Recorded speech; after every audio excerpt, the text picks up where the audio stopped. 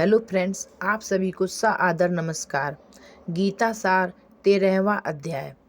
श्री कृष्ण बोले, हे कौन्ते, यह शरीर क्षेत्र कहलाता है। उसके जानने वालों को क्षेत्रज्ञ कहते हैं। इस संपूर्ण क्षेत्र का क्षेत्रज्ञ मुझे ही जान।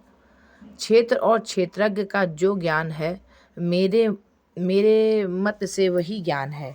यह क्षेत्र कैसे रूप का है, उसमें कौन कौन से विकार होते हैं, उसकी उत्पत्ति किस प्रकार से हुई और क्षेत्र का क्या प्रभाव है, इत्यादि बातों को संक्षेप में कहता हूँ, सुनो।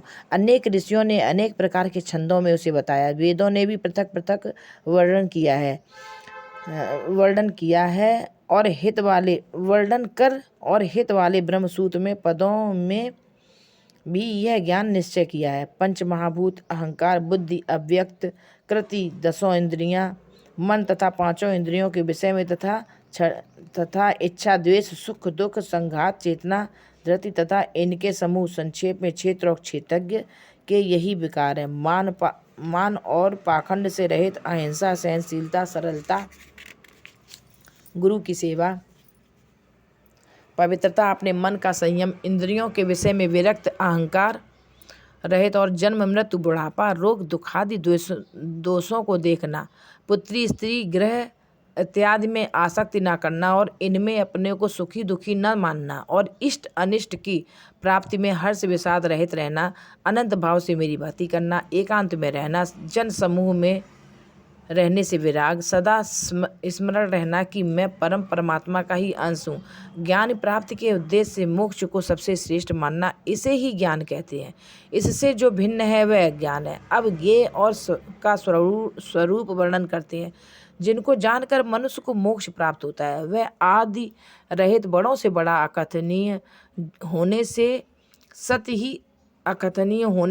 ही कहा जाता है और ना असत्य ही कहा जाता है। सब और उसके हाथ और चरण हैं, सब और नेत्र, सिर और मुख और सब और कान है। वही जगत में सबको घेरे हुए स्थित है।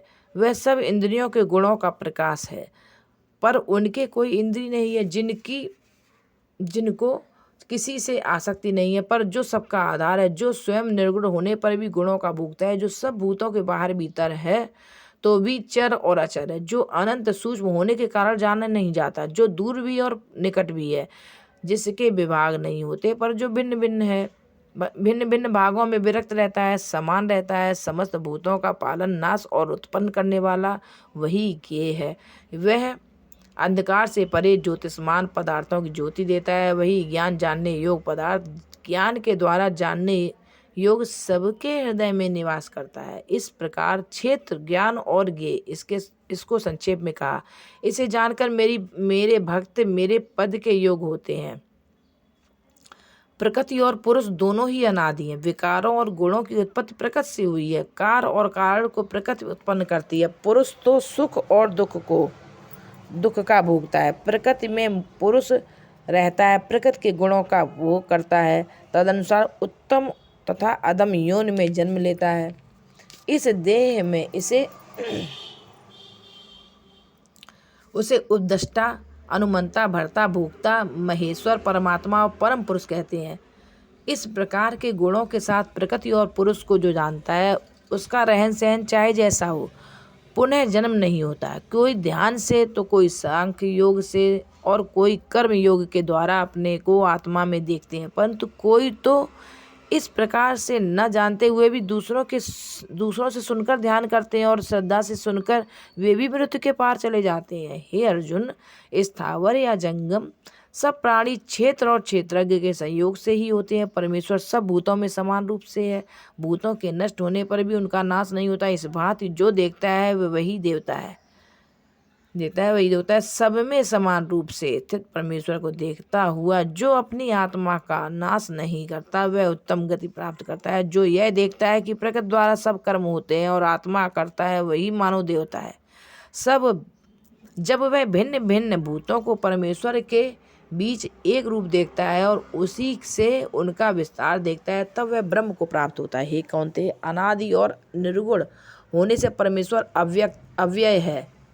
शरीर में रहता हुआ भी वह कुछ नहीं करता, न उसमें लिप्त होता। जैसे आकाश समस्त व्याप्त होने पर भी किसी से नहीं मिलता, उसी भांति देह में सर्वत्र व्याप्त यह आत्मा भी उसमें लिप्त नहीं होती। हे अर्जुन, जैसे एक ही सूर्य सारे लोगों को प्रकाशवान करता है, वैसे ही क्षेमज्ञ समस्त क्षेत्र को प्रकाशित करता है। जो लोग ज्ञान दृष्टि से क्षेत्रज्ञ का भेद तथा भूतों की प्रकृति देखकर मोक्ष का उपाय जान लेते हैं, वे परम पद को पा लेते हैं। इस श्रीमद् भगवद गीता सुपनिषद सुब्रह्म विद्या योग शास्त्रे श्री कृष्ण अर्जुन संवादे भक्ति नाम 13वां अध्याय समाप्त। बोलो गीता मैया की जय, बोलो श्री कृष्ण भगवान की जय, बोलो राधा माता की जय।